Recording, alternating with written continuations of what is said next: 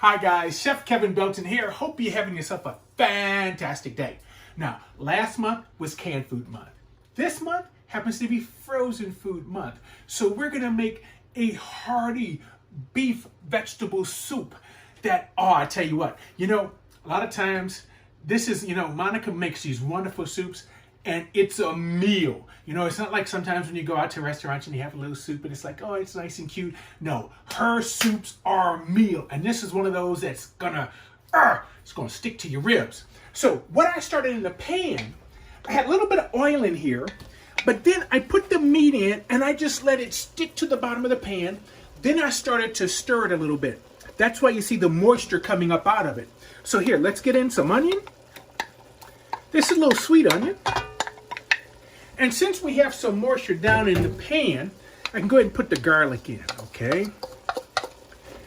Now, I did about 5 garlic cloves, okay?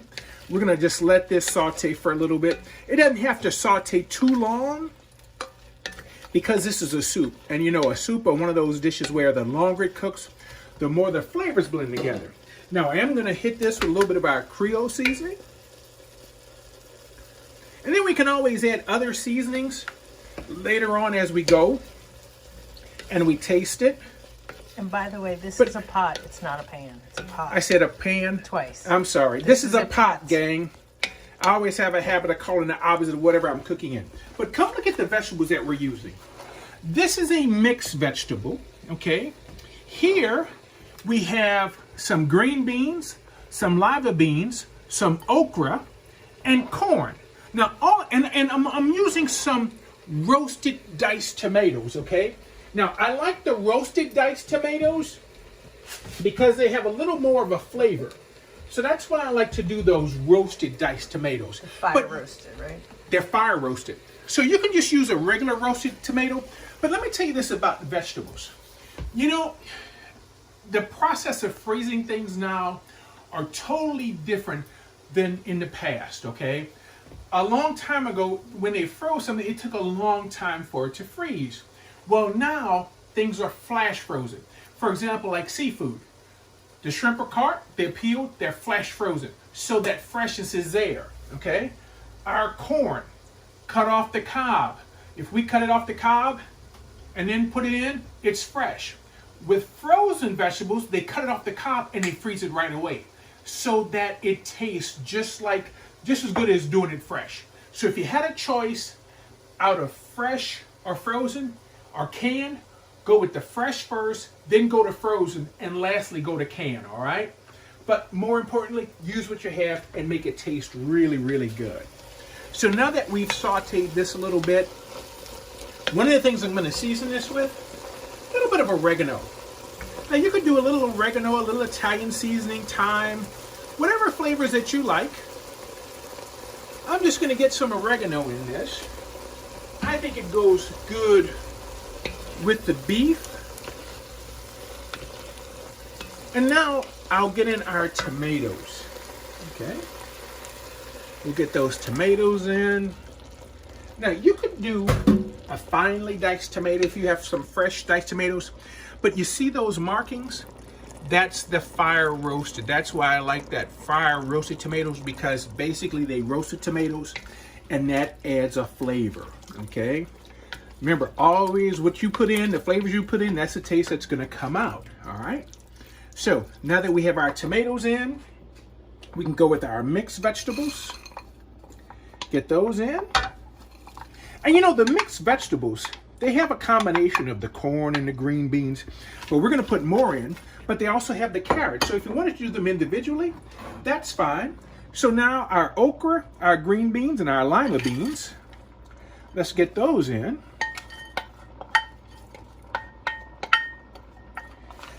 For you guys that make gumbo, okra, that's where the word came from. Kingambo was, since okra was called kingambo, since it went in a soup every day to make a soup, to thicken it, that's how we got gumbo, okay? Now, a lot of folks don't like okra because, when you start to saute okra, it gets a little slick and slimy. I guess that's the best, I don't know however way you want to put it, but you know what I'm talking about, all right? Here's some useless information for you. Frozen okra doesn't have that. It doesn't get thick. The moisture in it evaporates, where most moisture in okra, when it's fresh, you slice it and you start sauteing it. That moisture in it gets slick and kind of sticky a little bit. Frozen okra won't have that, all right? So just tuck that in the back of your mind, that if you like okra, but you don't like the little sliminess that comes with okra, use frozen, okay?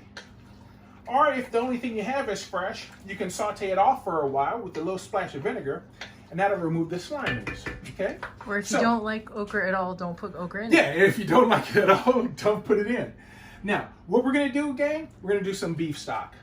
Let's get some beef stock in.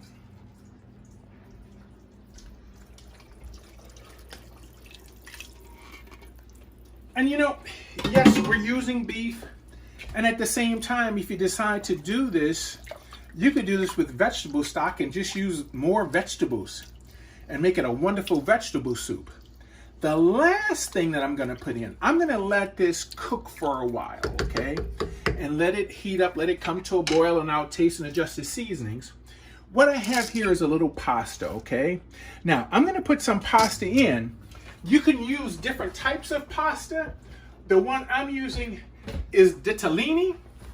Ditalini it's a small elbow, right? Is a little, it's like, it's a small, it's kind of like an elbow, like a baby elbow, except it doesn't have the curve, okay?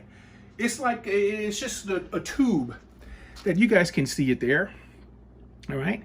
But I'm gonna let my soup cook and put this in at the end. Now, something that Monica loves rice. She normally would serve this over rice. Now, she says, I wouldn't put pasta in, I would just serve it over rice. But the truth is, gang, let me tell you a little secret. Don't tell her I said this. I'm gonna put the pasta in, she will still serve this over rice because she loves rice, all right? So you should see that look that I just got. So basically, we want this to come to a boil. Once this comes to a boil, we can turn it down and let it simmer, okay? And taste it, adjust your seasonings, and hey, in the last 15 minutes, put your pasta in because your pasta won't take that long. Our soup has come to a boil, and now that you see, I've let it it's just simmering right now. Now it's time for our pasta. So let's go ahead, toss in the pasta, give it a good stir. And you know, this won't take long to cook, okay? This should be ready in just about 10 minutes because that pasta will cook fairly quick. This not only smells good, it absolutely looks fantastic.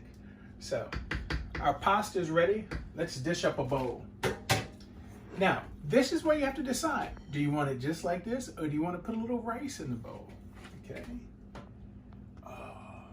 See, I like to go deep. Get a little bit of everything off the bottom.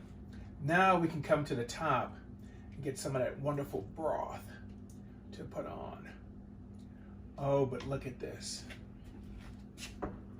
This looks so good.